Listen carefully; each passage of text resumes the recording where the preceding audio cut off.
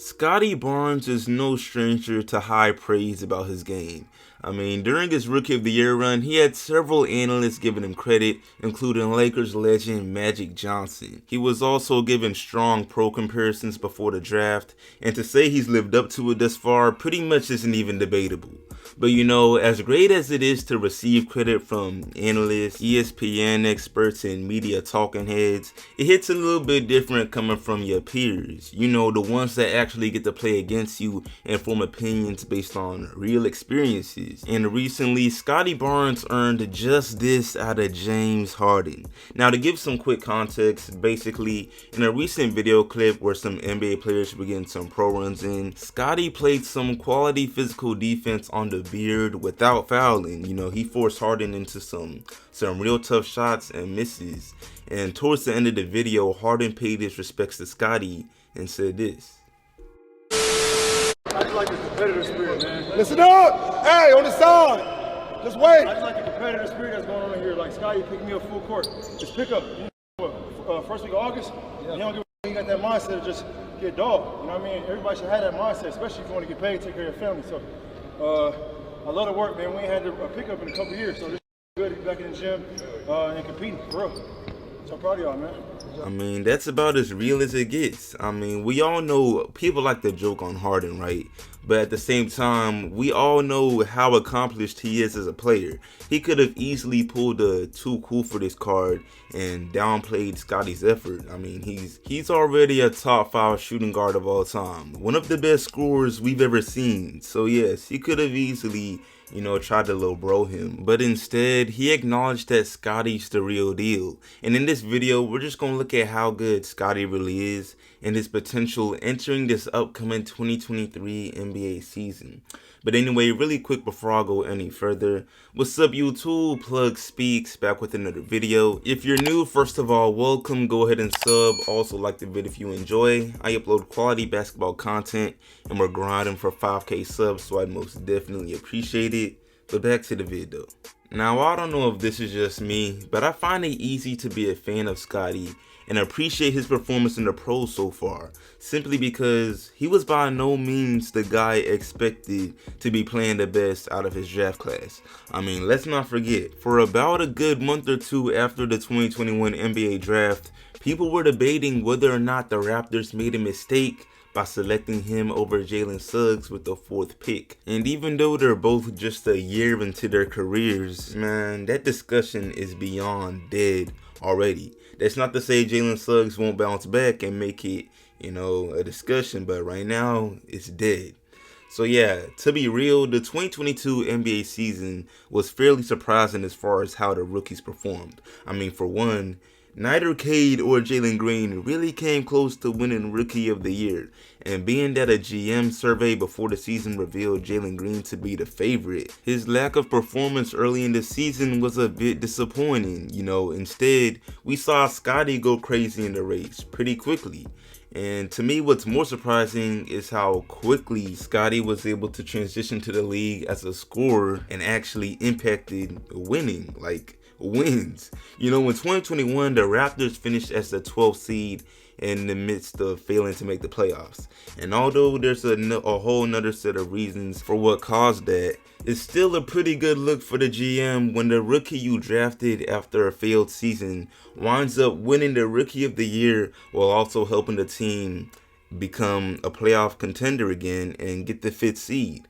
This has been the impact of Scottie Barnes. As a rookie, he averaged 15 points, 7 rebounds, and 3 assists on a really efficient field goal percentage of 49%, pretty subpar 30% from 3, and a decent 73% on free throws and 35 minutes per game. And if you feel as though those numbers aren't, you know, that impressive, you're right. I mean, the Rookie of the Year race isn't only based on numbers. If that was the case, Cade probably would have won.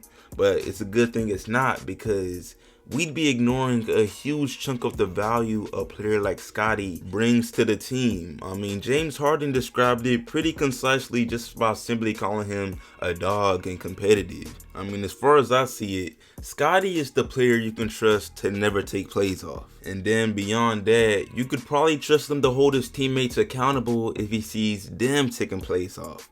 Like, I don't know, he just gives off that type of energy. You can see it in his emotion after a quality defensive play or after making the right decision on offense. He just appears to be a team player of the highest quality, and the fact that his scoring ability transitions so well from college is really just a bonus. You can check several pre-draft notes on Scottie before he was selected by the Raptors. Mostly everyone dismissed his scoring ability because the majority of his value was seen in how versatile he is as a player. And even today, as I make this video, this remains true. Scottie Barnes is literally a point forward that has the physical nature that allows him to play whatever position whenever it's needed for whatever particular game. And I know Nick Nurse doesn't actually use him like this, but if he wanted to, he could rotate him through all 5 positions. And we can't say that for too many players in the league, especially for players as young as Scottie Barnes is. I mean, he's the definition of positionless. For instance, look at these examples. One game this past season, he dropped 25 points and 10 assists, cool double-double on 50% shooting from 3 like a point guard. I mean, that looks like a stat line from Trae Young or Kyrie, but whole time, that's Scottie Barnes.